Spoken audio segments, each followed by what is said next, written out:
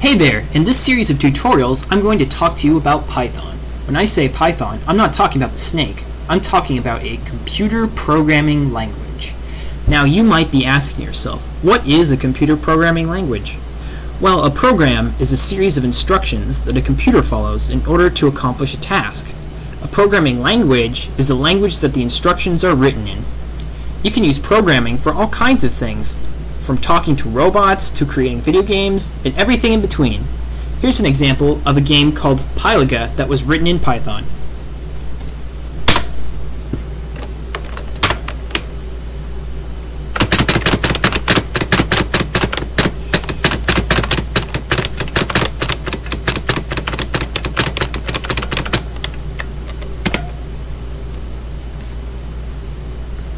However, before you are ready to amaze your friends and family with cool video games you've written, you have to learn the basics. So, to start off, let's take a look at this big black window right here. In this window, I am running what's called an interpreter. And an interpreter is kind of like a translator. It listens to the commands you give it, and then it translates into the ones and zeros, or binary, which is the language that the computer can understand. So let's get started. The first program that every programmer learns how to write is called Hello World. It prints some text to the screen. This program is very simple. All you have to do to write it is type print hello world. See? And you just hit enter and it will display the text that's in the parentheses there. Now you try it. Print your name to the screen. Isn't that neat? In addition to printing words, the Python interpreter can also do math. Let's try adding some numbers together. Like 2 plus 2. And we get 4. So it can also do subtraction and multiplication. Just like a calculator. But, adding random numbers isn't very fun or interesting, so let's see how to make the numbers do something interesting for us. You can store numbers along with other pieces of data in something called variables. Variables are named as such because their values vary. Let's try making some. Each variable has both a name and a value. I will call my variable language. And I'm going to set it equal to Python.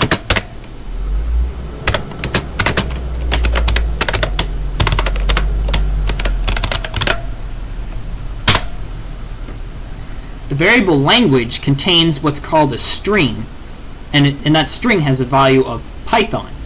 A string is a series of letters, numbers, and or symbols that are grouped together.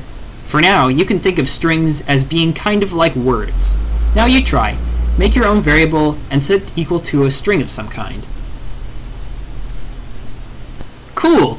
Now that you have your very own string, we can start to do things with it. A little earlier, I used Python to multiply two numbers together, just like you probably learned how to do in school at some point. Well, in Python, you can also multiply words. Let's see what happens when I multiply my string by 5.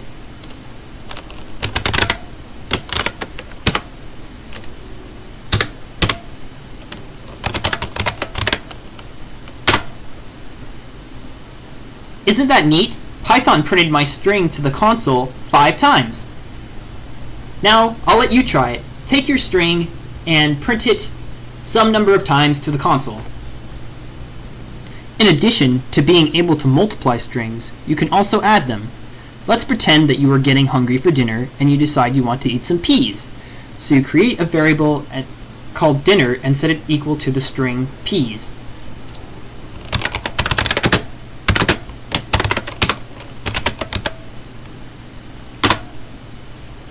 Then, you decide that peas aren't very tasty by themselves, and you want to make them into a soup. In Python, it is easy to simply add soup to the end of the existing string.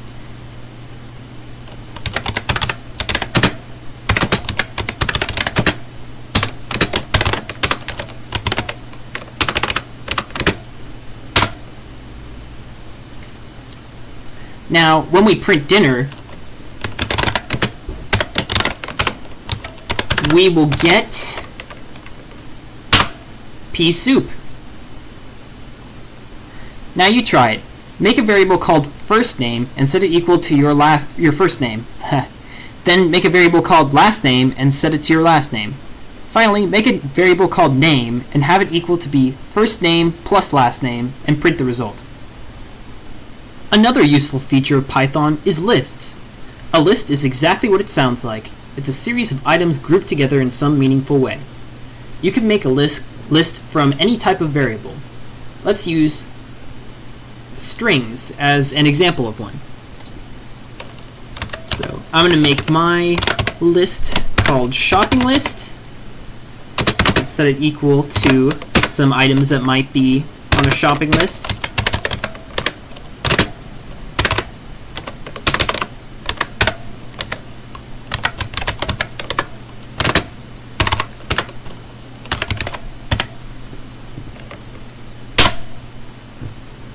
Okay, so here's my shopping list. It's full of strings.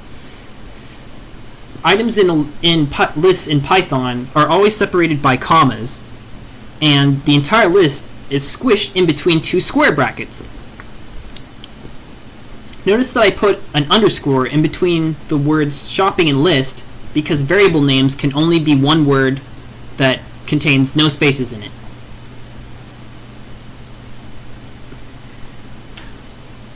Now, just like when we talked about strings, you might discover that you've changed your mind about the items you want on your shopping list. For example, maybe you forgot that you want to buy some jam. In order to add something to the list, we type the list's name, so shopping list,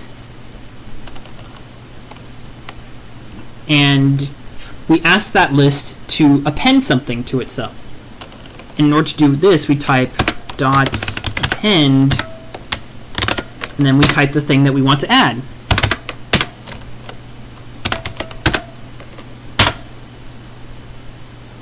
Append is what is called a function of list. We'll talk about functions more later, but for now just know that functions do something to the variable that you use them on. Now let's print our list.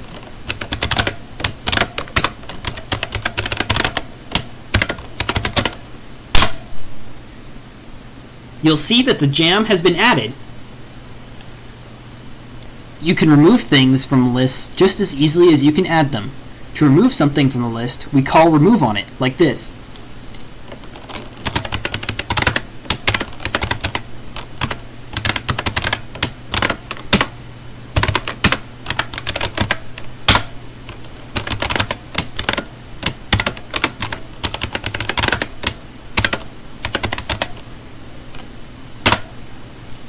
Now, as you can see, the bread has been removed from the list.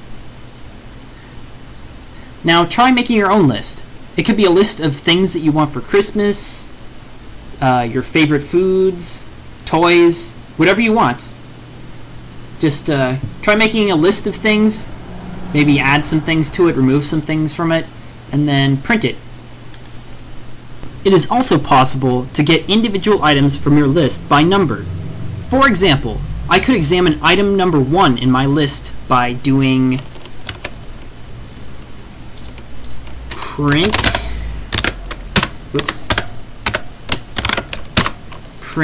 shopping list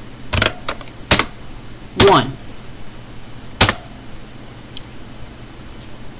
You're probably confused as why milk was printed instead of eggs.